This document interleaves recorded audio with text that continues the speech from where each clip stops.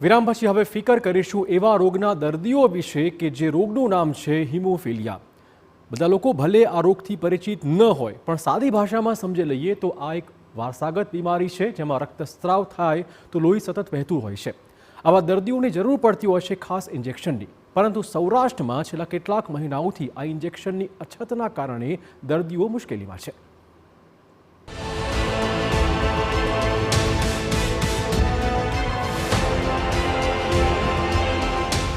આપણને diabetes, heart attack, blood pressure જેવી બીમારી વિશે ખબર છે, પરંતુ એક બીમારી જેના વિશે બહુ ઓછી જાણકારી હોય છે એ છે હિમોફિલિયા. આ કેટલી ખર્ચાળ છે તે જાણવું છે. ખર્ચાળ તો એની કોઈ લિમિટ જ નથી હોતી, કારણ કે હું મારા હસબન્ડને 1 કરોડ ને 24 લાખે ઘરે લાવી. હિમોફિલિયા આ જન્મજાત અને વારસાગત બીમારી છે જેમાં વ્યક્તિના રક્તમાં ખામી સર્જાય છે અને જો તેમને રક્તસ્રાવ થાય તો લોહી સતત વહેતું રહે છે. સૌરાષ્ટ્રમાં આ રોગના કુલ 786થી વધુ દર્દીઓ છે, જે પૈકી સરેરાશ 200 દર્દીઓને દર મહિને આ ખાસ ઇન્જેક્શનની જરૂરિયાત પડતી હોય છે. પરંતુ કરુણતા એ વાતની છે કે હાલ ઇન્જેક્શનની અછત છે. આ ઇન્જેક્શનની કેમ આટલી જરૂરિયાત પડે છે તે જાણતા પહેલા એ જાણીએ કે આખરે હિમોફિલિયા રોગ શું છે. હિમોફિલિયા એક દુર્લભ રક્ત વિકાર છે. જીનેટિક ડિસઓર્ડર છે હિમોફિલિયા. રક્ત વિકારના કારણે લોહી યોગ્ય રીતે ગંઠાઈ શકતું નથી. લોહી ગંઠાઈ જવા માટે જરૂરી પ્રોટીન ન મળવાથી સમસ્યા સર્જાય છે. વારસાગત કારણસર થાય છે આ રોગ. સામાન્યપણે મધ્યમ વયના અને વૃદ્ધ લોકોને થાય છે આ બીમારી. રોગથી પીડિતોને ઈજા થાય તો ઘણું લોહી વહી જાય છે. વિકારના કારણે શરીરની અંદર રક્તસ્રાવ થઈ શકે છે. ઘૂંટણ, પગની ઘૂંટી અને કોણીમાં રક્તસ્રાવનું કારણ બની શકે છે. આંતરિક રક્તસ્રાવ શરીરના અંગો અને પેશીઓને પણ નુકસાન પહોંચાડે છે.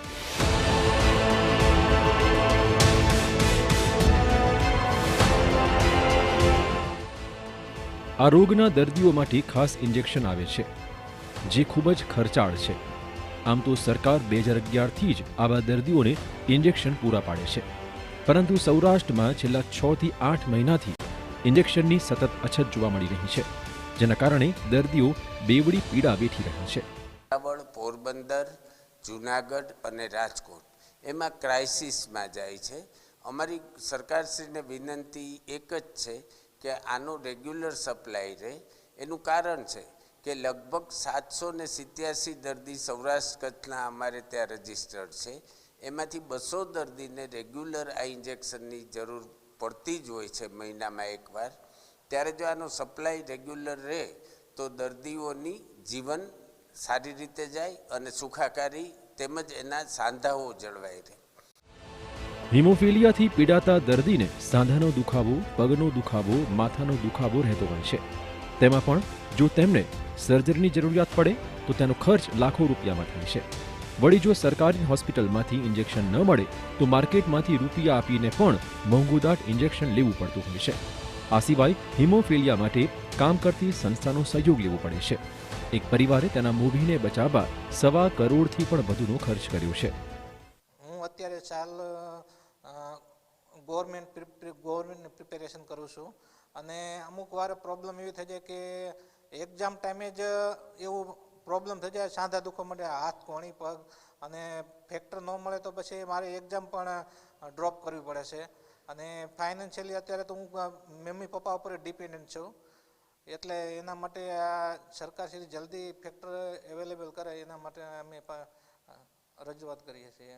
સરકાર તરફથી જે અત્યારે સપ્લાય ઓછી થઈ રહી છે તો એમાં જો નોર્મલ હાથ પગ દુખતા હોય ને તો એ લોકો તો આઈસિંગ કરી લે કે કોઈ ટેબ્લેટ્સ એની આવે છે ટ્રેનેક્ઝાન, એવું જો નોર્મલ હોય ને તો કવર થઈ જાય છે. પણ જ્યારે મેજર બ્લીડ હોય, ઇન્ટરનલ બ્લીડ હોય તો એ લોકોને જીવલેણ સાબિત થઈ શકે. કેટલું ખર્ચાળ થતું હોય છે? ખર્ચાળ તો એની કોઈ લિમિટ જ નથી હોતી, કારણ કે હું મારા હસબન્ડને 1 કરોડ ને 24 લાખે ઘરે લાવી હતી. વર્ષ 2011માં જ્યારે સરકારે ઇન્જેક્શન ખરીદવાની શરૂઆત કરી ત્યારે પહેલા 6 સેન્ટર પસંદ કરાયા. આજે આ સંખ્યા 29 સુધી પહોંચી ગઈ છે. સિવિલના સુપ્રિન્ટેન્ડન્ટે હિમોફિલિયાના ઇન્જેક્શનની અછત હોવાનો સ્વીકાર કર્યો. જો કે તેમણે આગામી સપ્તાહ સુધીમાં પર્યાપ્ત ઇન્જેક્શન મળી રહેશે તેવી ખાતરી પણ આપી છે. લાસ્ટ 3 થી 4 દિવસનું જે અત્યારે પ્રોબ્લેમ આવ્યું છે આ માટે આપના 2 લેવલ ઉપર કામ કરીએ છીએ. પહેલાં તો લોન પેટી આપના જે છે આ 2 વાર 11,000 વાયલ મંગાવ્યું હતું અને દર્દીનું કંઈ પરેશાની નહીં થાય આ માટે બધું વ્યવસ્થા કરાવી હતી.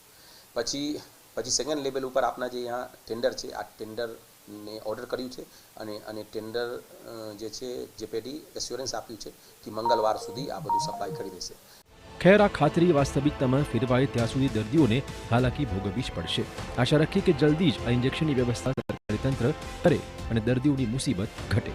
મોહિત ભટ્ટ, TV9 રાજકોટ.